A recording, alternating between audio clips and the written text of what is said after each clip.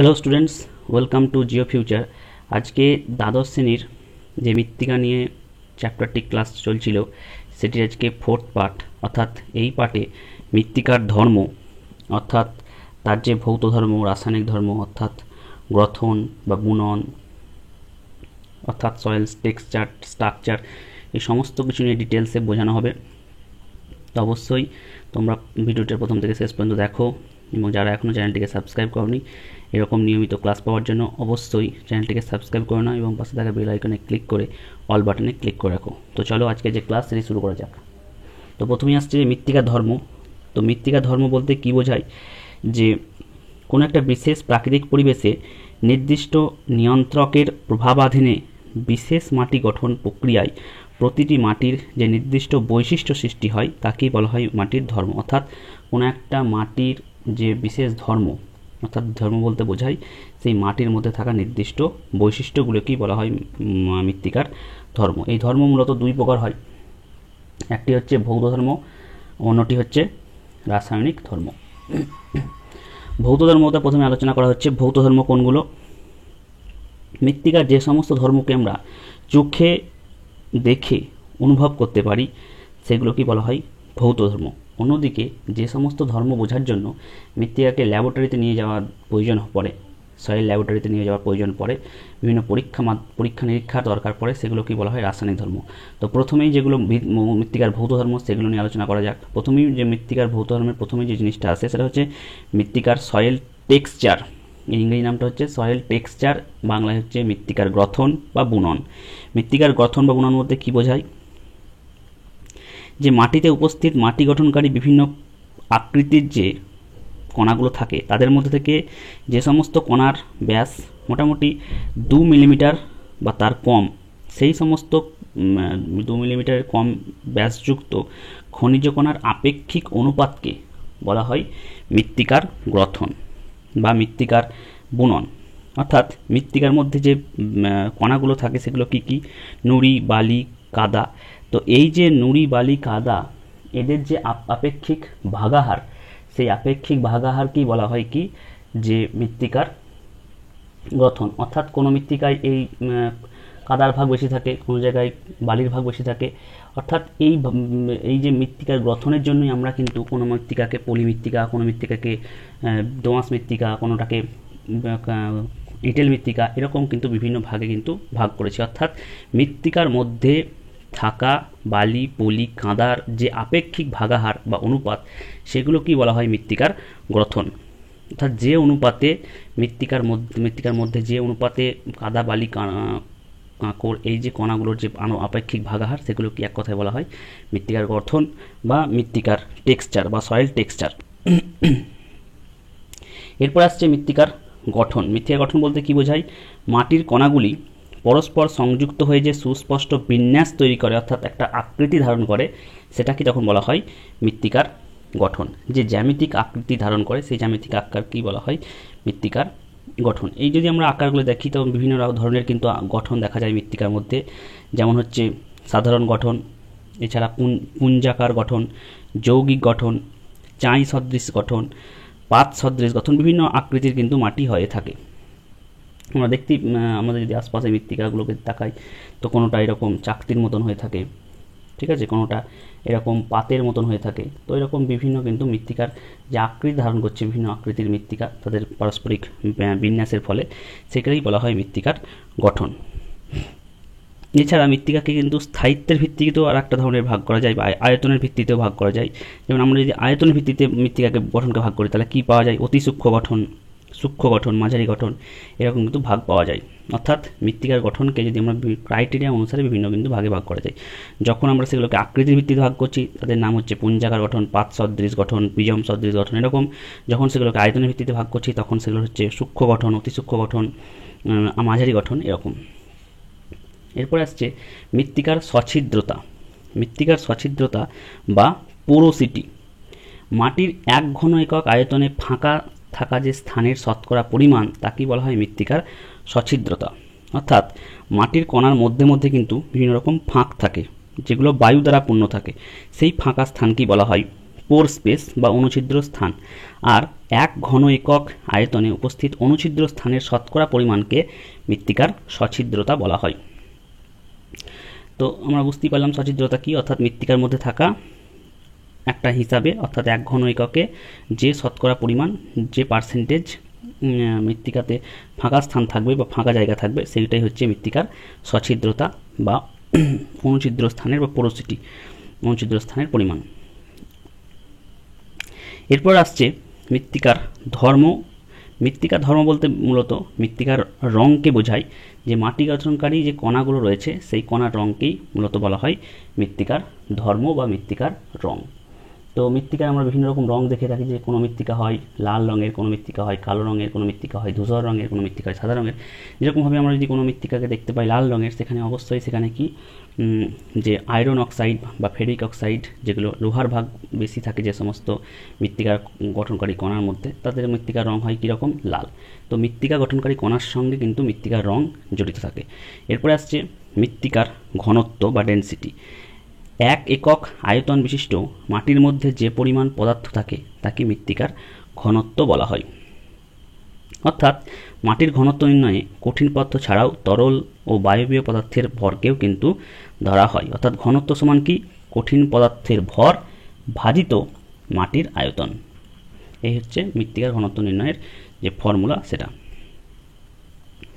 এরপরে যে জিনিসটা আসছে, এছাড়াও আরও কিছু কিছু মৃত্তিকার যে ভৌত ধর্ম সেগুলো আছে, যেমন মৃত্তিকার আপেক্ষিক গুরুত্ব, মৃত্তিকার জল ধারণ ক্ষমতা, মৃত্তিকার সংকোচন প্রসারণ ক্ষমতা, মৃত্তিকার তাপমাত্রা, মৃত্তিকার মধ্যে বায়ু চলাচলের ক্ষমতা, মৃত্তিকার সংশক্তি, আসঞ্জন বল, এরকম বিভিন্ন রকম কিন্তু ধারণা কিন্তু রয়েছে। যেমন আমরা আপেক্ষিক গুরুত্ব যদি বলতে চাই, তাহলে কি বলা যায়, যে একটি নির্দিষ্ট আয়তনের মাটির ওজন ও তার সমায়তনের জলের ওজনের অনুপাতকে বলা হয় আপেক্ষিক গুরুত্ব। অর্থাৎ একই ধরা যাক 1 লিটার জল, এক লিটার বা 1 কেজি আমি হয়তো জল নিলাম, সেই 1 কেজি জলের যে জল যখন আমি ওই একই আয়তনের কি করব, ওই যতখানি 1 কেজি জল যতটা জায়গা ঘেরে আছে সেই জায়গাটা যদি আমি মাটি ভরে দিই, তাহলে যে পরিমাণ মাটির ওজনটা হলো সেটাই হচ্ছে ওই, অর্থাৎ জলের তুলনায় ওই মাটিটা যত গুণ ভারী হলো তাহলে সেটাই হবে তখন কি, আপেক্ষিক গুরুত্ব। ব্যাপারটা একটু বুঝিয়ে দিচ্ছি, 1 মিনিট। এই ধরা যাক একটা আমি পাত্র নিয়েছি, এই হচ্ছে একটা পাত্র, এই পাত্রের মধ্যে আমি জল ভরেছি, ঠিক আছে। দেখা গেল এই পাত্রের মধ্যে জল ভরেছি, এই জলের ওজনটা হলো, আমি ওজন করলাম 1 কেজি। এবার এই জলটা ঢেলে নিয়ে এই জায়গাতে আমি কি করলাম, মাটি ভরে দিলাম, দিয়ে মাটিটা দেখা গেল কত, মাটিটা দেখা গেল 3 কেজি হলো। ওই একই আয়তনে মাটি রাখার জন্য মাটির আয়তনটা হয়ে গেল 3 কেজি।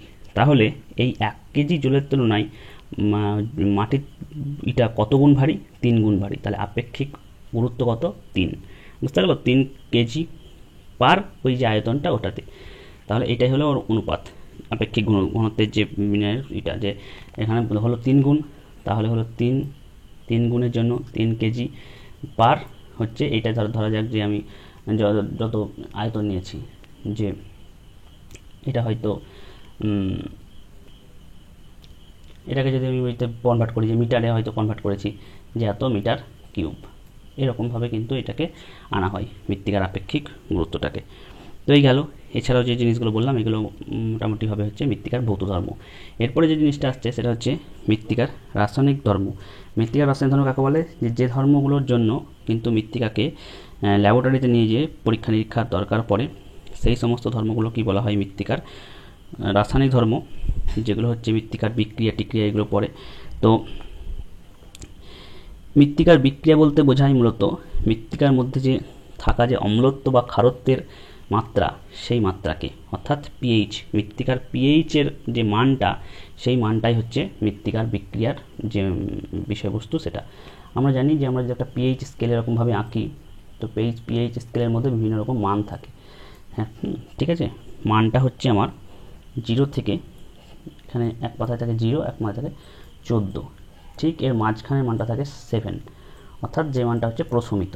আমরা যদি এই 7 থেকে 0-র দিকে যাই তাহলে পাওয়া যাবে আম্লিক মৃত্তিকা, আর যত 14-র দিকে যাবে তত হবে ক্ষারকীয় মৃত্তিকা। 0 দিকে গেলে আম্লিক, 7-14 দিকে গেলে ক্ষারকীয়। অর্থাৎ মৃত্তিকার মধ্যে থাকা পিএইচের যে মান, সেই মানটাকেই বলা হয় মৃত্তিকার বিক্রিয়া। অর্থাৎ এছাড়া অন্যভাবে বলতে পারি যে মৃত্তিকাটা অম্ল না ক্ষারকীয় না প্রশমিত, সেই অবস্থাটাই হচ্ছে মৃত্তিকার যে বিক্রিয়া ঘটানোর ক্ষমতা সেটি।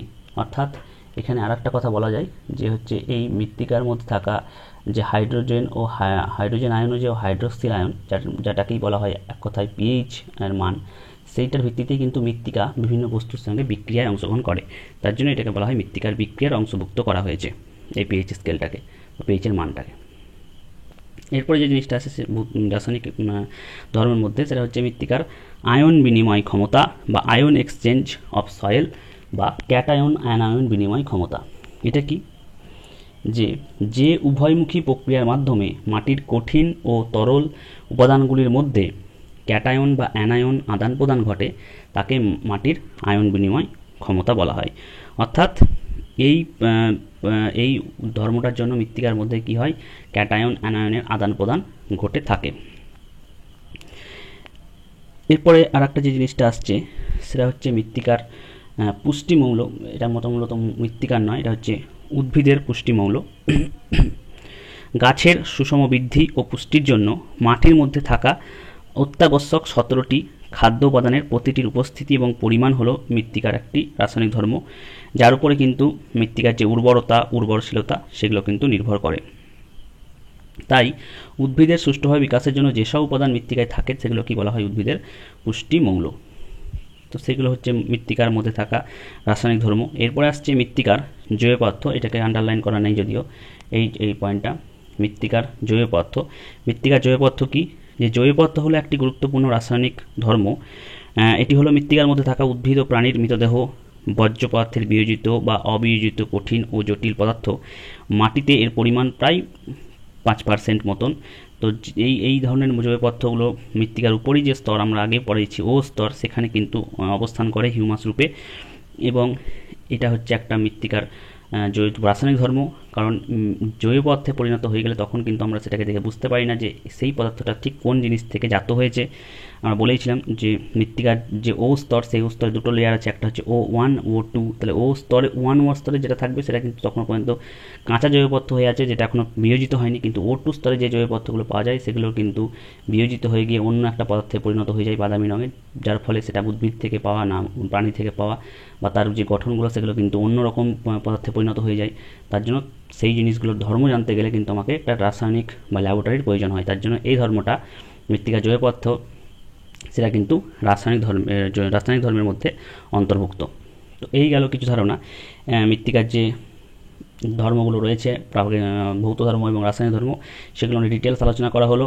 যেগুলো আমরা চোখে দেখতে পাচ্ছি যে ধর্মগুলো, যেমন হচ্ছে টেক্সচার, স্ট্রাকচার, তার রং, তার উর্বরতা তো না, তার হচ্ছে মৃত্তিকার মধ্যে থাকা যে বিভিন্ন রকম জল ধারণ ক্ষমতা, তার ঢাল, গভীরতা, আর্দ্রতা, তাপমাত্রা, এই ধরনের জিনিসগুলো হচ্ছে ভৌত ধর্ম। অন্যদিকে মৃত্তিকার ক্যাটায়ন বিনিময় ক্ষমতা, মৃত্তিকার বিক্রিয়া, মৃত্তিকার উদ্ভিদের পুষ্টিমৌল, জৈব পদার্থ, এইগুলো হচ্ছে রাসায়নিক ধর্ম। এরপরে যে জিনিসটা আসছে, এটা মৃত্তিকার এই সম্পর্কিত দুটো টার্ম, সেটা হচ্ছে মৃত্তিকার পেড এবং মৃত্তিকার পেডন। এটা কিন্তু পরীক্ষায় পড়ে থাকে যে মৃত্তিকার পেড কাকে বলে। মাটির প্রাথমিক কণাগুলি প্রাকৃতিক প্রক্রিয়ায় একত্রিত হয়ে যে গুটি তৈরি করে সেগুলো কি বলা হয় মৃত্তিকার পেড। অর্থাৎ পেড আকারেই কিন্তু আমার মৃত্তিকা দেখা যায়, ছোটো ছোটো মৃত্তিকার প্রাথমিক কণা যেগুলো থাকে, যেটা সবচেয়ে ছোটো ছোটো যে কণাগুলোতে যার থেকে আর কিন্তু ভাঙা যায় না। মৃত্তিকাকে ভাঙলে আমরা যদি পরীক্ষাগারে একবারে সূক্ষ্ম কণায় ভেঙে দিই, সেই মৃত্তিকার সূক্ষ্ম কণাগুলো যখন একটার সঙ্গে একটা লেগে একটা গুটি তৈরি করে, সেটা কি বলা হয় মৃত্তিকার পেড। পেডন কাকে বলে? প্রাকৃতিক প্রক্রিয়ায় সৃষ্ট পৃথক সত্তা বিশিষ্ট ত্রিমাত্রিক মাটি গঠনের এককে পেডন বলা হয়। অর্থাৎ যার মধ্যে থাকবে কি দৈর্ঘ্য, প্রস্থ, উচ্চতা থাকবে, সেরকম একটা ত্রিমাত্রিক গঠনের এককে বলা হয় পেডন। তো এই হচ্ছে পেডন। পেডন বলতে তাহলে আমরা কি বুঝলাম, যে প্রাকৃতিক প্রক্রিয়ায় সৃষ্ট পৃথক সত্তা বিশিষ্ট দৈর্ঘ্য, প্রস্থ, উচ্চতা, গভীরতা যুক্ত ত্রিমাত্রিক মাটি গঠনের একক হচ্ছে পেডন। এবং সাধারণভাবে পেডনের অনুভূমিক ক্ষেত্রমান 1 বর্গমিটার হয়, তবে স্তরগুলি অসংলগ্ন হলে তা 10 বর্গমিটার পর্যন্ত হতে পারে। এর আকৃতি গোলক বা প্রিজমের মতো হয়, ফলে পেডন দেখতে স্তম্ভাকার। ঠিক আছে, তো এই হচ্ছে পেডন, যেটি একটি মাটি গঠনের একক একটা বলা যেতে পারে। তো এই ছিল দুটো টার্ম। এরপরে আসছে আরও দুটো টার্ম, সেটা হচ্ছে মৃত্তিকার উর্বরতা এবং মৃত্তিকার উৎপাদনশীলতা। এই দুটো জিনিস কিন্তু একটু আলাদা। তাহলে প্রথমে জানতে হবে যে মৃত্তিকার উর্বরতা কাকে বলে, এবং তারপরে জানবো আমরা মৃত্তিকার উৎপাদনশীলতা কাকে বলে। মৃত্তিকার উর্বরতা বলতে বোঝায় যে মাটিতে উদ্ভিদের প্রয়োজনীয় পুষ্টিমূলের সুষম মাত্রায় যোগান ক্ষমতা হলো উর্বরতা। ঠিক আছে, সব উর্বর মাটি ফসল উৎপাদনের জন্য উপযোগী হয় না। অর্থাৎ ধরা যাক মৃত্তিকাতে একটা মৃত্তিকায় পিএইচের মান 3, কিন্তু সেই 3 পিএইচের মৃত্তিকাটাই 3 পিএইচের মৃত্তিকাটাকে উর্বর বলবো না অনুর্বর বলবো, সেটা কিন্তু নির্ভর করছে কি যে ওই মৃত্তিকাটা কোনো একটা ফসল উৎপাদন করতে আমার সাহায্য করছে কি না, সেটাকেই আমরা বলে দিই উর্বরতা। ঠিক আছে, কিন্তু এখানে যেটা বলছে সেটা কি যে মাটিতে উদ্ভিদের জন্য প্রয়োজনীয় পুষ্টিমূলের সুষম মাত্রায় যোগান ক্ষমতা হলো উর্বরতা। অর্থাৎ সব উর্বর মাটি ফসল উৎপাদনের জন্য উপযোগী হয় না। যে উর্বরতা বলতে তার মধ্যে কিন্তু সমস্ত ধরনের যে উপাদানগুলো সেগুলো কিন্তু সুষমভাবে থাকবে, সমানভাবে থাকবে। অন্যদিকে উৎপাদনশীলতা কি, যথাযথ রক্ষণাবেক্ষণ, ব্যবস্থাপন এবং পরিচর্যায় মাটির উৎপাদন ক্ষমতা হলো উৎপাদনশীলতা। অর্থাৎ উৎপাদনশীল সব মাটিতে শস্য উৎপাদনের নিশ্চয়তা থাকে। অর্থাৎ উর্বরতা হলো মাটির একটি স্বাভাবিক ধর্ম, অন্যদিকে উৎপাদনশীলতা হলো মাটির ব্যবস্থাপনা পরিচর্যা দ্বারা তৈরি করা। অর্থাৎ যে মাটির উর্বরতা হচ্ছে তার প্রকৃতি থেকে প্রাপ্ত একটা ব্যাপার। উর্বরতা তার মধ্যে কি পরিমাণ কি আছে না আছে সেটা হচ্ছে বললাম না, যেটা পিএইচ 3-তে আছে, সেই পিএইচ 3-তে আমি যখন আছে তখন আমার কাছে সেটা কি হলো, সেটা বলবো মানে উর্বর নয়, কারণ সেখানে তখন আমলিক বলে চাষবাস হবে না। ঠিক আছে, সেই অনুর্বর জমিটাকে যখন আমি আমার পরিচর্যার মাধ্যমে হয়তো কোনো চুন জাতীয় কিছু ছিটিয়ে আমি সেটাকে আমার সেই পিএইচের মাত্রাটাকে কমিয়ে নিয়ে ক্ষারকীয় দিয়ে কিছুটা নিয়ে এলাম, দিয়ে সুষম মাত্রায় নিয়ে এলাম, তখন কিন্তু তাতে কিন্তু ফসল উৎপাদন হচ্ছে, তখন তার উৎপাদনশীলতা আমি উৎপাদনশীলতা বাড়ালাম। তাহলে সেটা হচ্ছে উৎপাদনশীলতা। অর্থাৎ উৎপাদনশীলতা মানুষের ব্যবস্থাপনা, মানুষের কাজকর্মের, মানুষের পরিচর্যার মাধ্যমে কিন্তু পাওয়া যায়, কিন্তু উর্বরতা কিন্তু পাওয়া যায় না। উর্বরতা যেটা জমির মধ্যে প্রকৃতি প্রদত্ত সেটা হচ্ছে উর্বরতা। অন্যদিকে উৎপাদনশীলতা হচ্ছে মানুষ যেটাকে তার পরিচর্যার মাধ্যমে সেই মৃত্তিকার মধ্যে নিয়ে আসছে, সেটাই হচ্ছে মৃত্তিকার উৎপাদনশীলতা। অর্থাৎ মৃত্তিকার মধ্যে উৎপাদনকারী ক্ষমতা। একই মাটি, পাশাপাশি দুটো জমি, একটা কৃষক চাষ করছে, তার ফসলের পরিমাণ একরকম হচ্ছে, আর একজনের ফসলের পরিমাণ আর এক রকম হচ্ছে, এটা হচ্ছে উৎপাদনশীলতা। আর উর্বরতা কি, উর্বরতা হচ্ছে দুজনেরই একই, দুটোরই উর্বরতা একই। আলাদা কোথায়, অন্য একটা অঞ্চলে গেলাম, সেখানকার উর্বরতা এখানকার উর্বরতার সঙ্গে আলাদা, কিন্তু উৎপাদনশীলতা সেটা কিন্তু চাষবাসের যে পরিমাণ, কীরকম ফসল উৎপাদন হচ্ছে তার উপর কিন্তু নির্ভর করছে। তো এই হচ্ছে বেসিক কিছু পার্থক্য উর্বরতার সঙ্গে উৎপাদনশীলতার। তো আজকের মতো ক্লাস এটুকুই ছিল, যে মৃত্তিকার যে ধর্মগুলো সেগুলো এবং মৃত্তিকার উর্বরতা ও উৎপাদনশীলতা এই সম্পর্কিত। তো আজকের মতো ক্লাস এখানেই শেষ করছি। এর পরবর্তীতে মৃত্তিকার যে অন্যান্য বিষয়গুলো আছে সেগুলো নিয়ে আলোচনা করা হবে। তো আজকের মতো ক্লাস এখানেই শেষ করছি। Thank you.